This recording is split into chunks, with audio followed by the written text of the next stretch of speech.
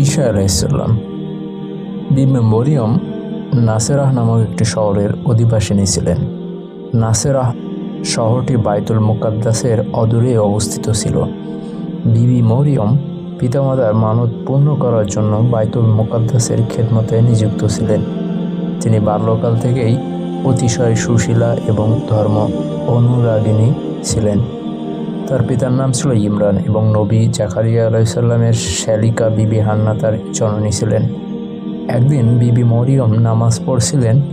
হঠাৎ ফেরেশতা জিবরাইল আলাইহিসসালাম অবতীর্ণ হলেন। তিনি বললেন, তোমার প্রতি সালাম, তুমি আল্লাহর অনুগ্রহ প্রাপ্তা, আল্লাহ তোমার সাথে রয়েছেন। বিবি মরিয়ম এই অপ্রত্যাশিত পূর্ব সম্বোধনে ভীত চকিত হলেন।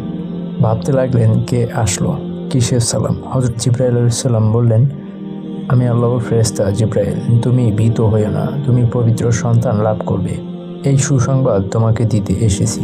বালিকা ভীত হলেন এবং বললেন, তা কেমন করে হবে? আমি যে কুমারী, আমি স্বামীর সঙ্গ লাভ করিনি। ফেরেশতা বললেন, আল্লাহর কুদরতেই এটি হবে, তার কাছে এটি কঠিন কাজ নয়। এই বলে ফেরেশতা অন্তর্নিহিত হলেন। 6 মাস পূর্বে হযরত জাকারিয়া আলাইহিসসালামের স্ত্রী গর্ভবতী হয়েছেন। এখন আবার কুমারী মরিয়ম আল্লাহর কুদরতে গর্ভবতী হলেন। বিবি মরিয়ম যদিও আল্লাহর কুদরতের সন্তান সম্ভব হলেন, কিন্তু দেশের লোকেরা তা মেনে নিবে কেন? কুমারী নারীর এভাবে গর্ভবতী হওয়ার ফলে সবাই তাকে বাইতুল মুকাদ্দাস থেকে বের করে দিলেন। এমনকি তাকে গ্রামও ছেড়ে যেতে হলো। সঙ্গী সহায়হীন অবস্থায় গর্ভবতী মরিয়ম একটি নির্জন প্রান্তরে সন্তান প্রসব করলেন। বিপদ আপন্ন মরিয়ম কোনো আশ্রয় খুঁজে না পেয়ে একটি শহরের দ্বার প্রান্তে আস্তাবলের একটি পতিত প্রাঙ্গণের একটি খেজুর গাছের নিচে আশ্রয় নিলেন।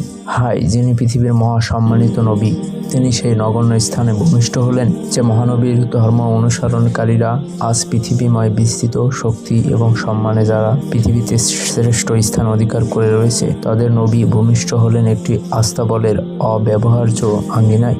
দরিদ্রতম পিতামাতার সন্তানও এই সময় একটু শয্যা লাভ করে থাকে, একটু শান্তির উপকরণ পায়। কিন্তু মরিয়মের সন্তান শোয়াবার জন্য আস্তাবলের ঘরটুকু ছাড়া আর কিছু ভাগ্য হলো না। 8 দিনের বয়সে সন্তানের ত্বক ছেদনা করা হলো। তার নামকরণ হলো ঈসা মসীহ নামে প্রসিদ্ধ হয়েছেন। হযরত মূসা আলাইহিসসালামের শরীয়ত অনুসারে বাদশা কিংবা পয়গম্বর তার পদে বহাল হবার অনুষ্ঠানে তৈল লেপন করার নিয়ম ছিল। এছাড়া তৈরি কেতাবে হযরত ঈসা আলাইহিসসালামের নাম মসীহ বলে উল্লেখ করা হয়েছে। প্রথম সন্তান জন্মগ্রহণ করলে এক জোড়া ঘুঘু জাতীয় পাখি উৎসর্গ করার নিয়ম হযরত মূসা আলাইহিসসালামের শরীয়তের বিধান ছিল। মরিয়ম সুচিস্নাতা হওয়ার পর সন্তান সাথে নিয়ে বাইতুল মুকাদ্দাসে গেলেন এবং সেখানে গিয়ে পাখির মানত পালন করলেন। এই সময় একদল অগ্নিপূজক হযরত ঈসা আলাইহিসসালামকে খুঁজে ফিরছিল। তারা জ্যোতিষী ছিল। নক্ষত্র দেখে তারা হযরত ঈসা আলাইহিসসালামের জন্ম হয়েছে এটি জানতে পেরেছিল। হিরোইস বাদশাহ এটি শুনে ভয় পেলেন এবং সেই অনুসন্ধানকারী দলের কাছে গোপনে বললেন যে তারা যেন সেই বালকের সন্ধান করে, কোথায় আছে তা বের করে। অগ্নি পূজকরা খুঁজতে খুঁজতে বিবি মরিয়মের কাছে পৌঁছালো ও সেই ক্ষুদ্র শিশুকে সেজদা করলো এবং সেখানে মানত ইত্যাদি সম্পন্ন করলো। রাতে তারা স্বপ্নে দেখলো তাদেরকে হিরোইসের কাছে ফিরে যেতে নিষেধ করা হয়েছে, কেননা হিরোইস তার জীবনের শত্রু। মরিয়ম এরূপ স্বপ্ন দেখলেন যে সম্রাট এই সন্তানের শত্রু, সে তাকে হত্যা করতে চায়।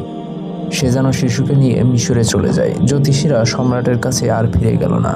এতে বাদশাহ ভয়ানক রাগ হলো। সে হুকুম করলো যেন বাইতুল্লাহর এবং এর আশেপাশে সকল বস্তির সন্তানদেরকে যেন হত্যা করে ফেলা হয়। ইতিপূর্বে মরিয়ম তার সন্তান নিয়ে মিশরে রওনা হয়ে গিয়েছিলেন। হিরোইস যতদিন জীবিত ছিল ততদিন সন্তান নিয়ে তিনি মিশরে অবস্থান করলেন। হিরোইসের মৃত্যু সংবাদ শোনার পর তিনি নিজ দেশে নাসেরায় চলে আসলেন। সন্তান দিন বাড়তে লাগলো। বয়স বাড়বার সাথে সাথে ঈসার মধ্যে প্রখর জ্ঞান এবং তীক্ষ্ণ মেধা শক্তির পরিচয় ফুটে উঠল। আল্লাহর বিশেষ একটি অনুগ্রহ যে তার উপর রয়েছে দিন তা প্রকাশ পেতে শুরু করলো।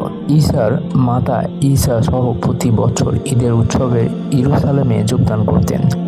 ঈসার 12 বছর বয়সে ইয়েরুসালেমে বড় বড় জ্ঞানী এবং পণ্ডিতবর্গের সাথে ধর্ম বিষয়ে আলোচনা করতেন। তার বাকপটুতা এবং তত্ত্বজ্ঞান শুনে পণ্ডিতরা অবাক হয়ে যেতেন। ক্রমান্বয়ে হযরত ঈসা আধ্যাত্মিক জ্ঞানের পূর্ণতা লাভ করতে লাগলেন। 30 বছর বয়সে তিনি আল্লাহর কাছ থেকে ওহী লাভ করেন এবং নবীরূপে ধর্ম প্রচার করতে শুরু করলেন। হযরত ইয়াহইয়া বিবি মরিয়মের খালাতো ভাই হতেন। তিনি ইয়ারদন নদীর তীরে লোকদেরকে ধর্ম উপদেশ দান করতেন। হযরত ঈসা আলাইহিস সালাম সেখানে গিয়ে ওয়াজ করতে শুরু করেন। ওহী আসা শুরু করার পর থেকে ইনজিল কিতাবে অবতীর্ণ হতে থাকে। তিনি তার নবুয়তের প্রমাণস্বরূপ বহু অলৌকিক কার্যাবলী দেখাতে শুরু করেন। মাটি দিয়ে পাখি তৈরি করে উড়িয়ে দেওয়া, অন্ধকে দৃষ্টিদান, বোবাকে বাকশক্তি দান, কুষ্ঠকে আরোগ্য করা, পানির উপরে হাঁটা ইত্যাদি তার মুজিজা ছিল। তার আধ্যাত্মিক শক্তির বলে বহু আরোগ্য লাভ করে, বহু লোক ধর্মজ্ঞান লাভ করে। সর্বপ্রথম যারা হযরত ঈসা আলাইহিস সালামের উপর ঈমান এনেছিলেন, সাথে থেকে সাহায্য করেছিলেন, তাদেরকে হাওয়ারি বলা হতো। তারা সর্বদা হযরত ঈসা আলাইহিস সালামের সাথে থাকতেন। হযরত ঈসা আলাইহিস সালাম যখন নবী হন, সেকালে ইহুদি ধর্মগুরুরা অতিশয় শীতল হয়ে পড়েছিলেন।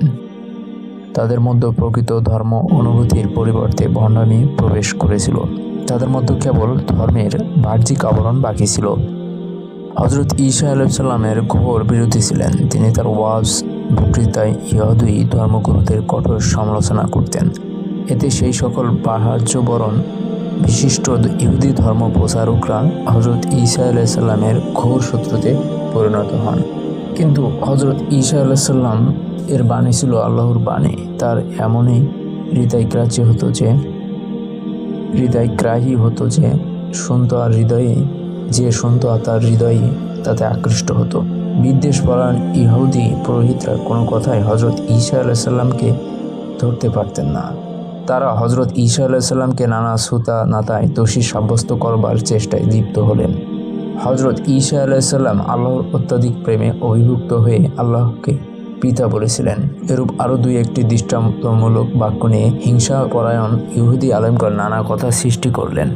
এভাবে তারা হযরত ঈসা আলাইহিস সালামকে ধর্মদ্রোহী কাফের বলে ফতোয়া দিলেন। তাদের শরীয়তের মৃত্যুই সেই সকল অপরাধের একমাত্র সাজা। দেশে তখন রোমীয়দের রাজত্ব ছিল। তখনকার দিনে রাজা ছাড়া আর কারো মৃত্যুদণ্ড দিবার অধিকার ছিল না। সুতরাং তারা সম্রাটের কানে হযরত ঈসার বিরুদ্ধে কুৎসা রটনা করতে শুরু করলেন। হযরত ঈসা আলাইহিস সালাম বক্তৃতায় অধিকাংশ সময় আসমানি বাদশাহের কথা উল্লেখ করতেন। এতে শত্রুদের একটি সুযোগ জুটে গেল। তার আসমানি বাদশাহীর ব্যাখ্যা একটু ঘুরিয়ে ফিরে হযরত ঈসা আলাইহিস সালামের প্রতি রাজদ্রোহীর অভিযোগ সৃষ্টি করল। গোপনভাবে তাকে ধরিয়ে দেওয়ার চেষ্টা করতে লাগলো। অদৃষ্টের এমনই বিড়ম্বনা যে হাওয়ারি দল ঈসা আলাইহিস সালামের সঙ্গী এবং বিশ্বস্ত বন্ধুরূপে বিরাজ করতেন, তারাই এখন গুপ্তচর হলেন। সেই হাওয়ারিদের মধ্যে একজনের নাম ছিল ইয়াহুদ। শত্রুদের কাছ থেকে 3 টাকার ঘুষ গ্রহণ করে হযরত ঈসা আলাইহিস সালামকে রোমীয়দের সৈন্যদের হাতে ধরিয়ে দিল। হাওয়ারিদের মধ্যে পিতর ছিল একজন ঘনিষ্ঠ এবং প্রধান সঙ্গী। রাজদ্রোহের অপরাধ থেকে বাঁচবার জন্য তিনি সম্রাটের দরবারে নিজ পরিচয় গোপন এবং হযরত ঈসার সাথে কোনো সম্পর্ক নেই বলে প্রকাশ করলেন। হযরত ঈসা আলাইহিস সালাম ধৃত হলেন এবং রাজবিচারে তিনি মৃত্যুদণ্ড লাভ করলেন। সেই সময়ের মৃত্যুদণ্ডে এখনকার মতো গলায় ফাঁসি দেবার ব্যবস্থা ছিল না। সলিবের সাহায্যে তখন মৃত্যুদণ্ড দেওয়া হতো। সলিবের আকৃতি হলো এই: একটু লম্বা কাঠের উপরের অংশে আরেকখানি কাঠ আড়াআড়িভাবে জুড়ে দেওয়া হতো। তাতে অপরাধীকে এমনইভাবে ঝুলিয়ে দেওয়া হতো যে অপরাধীর পৃষ্ঠদেশ কাষ্ঠদ্বয়ের সংযুক্তি স্থলের উপর রক্ষিত হতো। আড়া কাঠের উপরের দিকে 2 হাত বিস্তারিত করে দিয়ে তাতে পেরেক মেরে দেওয়া হতো। কারো হাঁটুতে পেরেক পুড়ে কাঠ সংলগ্ন করে দেওয়া হতো। এই অবস্থায় ঝুলে থেকে ক্ষুধা, তৃষ্ণা ও যন্ত্রণায় ছটফট করে মরে যেত। হযরত ঈসা আলাইহিস সালাম সলিবে বিদ্ধ করে রাখা হলো। পরদিন ইহুদিদের উৎসবের দিনে কোনো অপরাধী সলিবে ঝুলন্ত থাকা তাদের ধর্মমতে বিধেয় ছিল না। হযরত ঈসা আলাইহিস সালামকে দুপুরের দিকে ক্রুশে বিদ্ধ করা হয়েছিল। পায়ে কাটা বিদ্ধ করা হচ্ছিল না।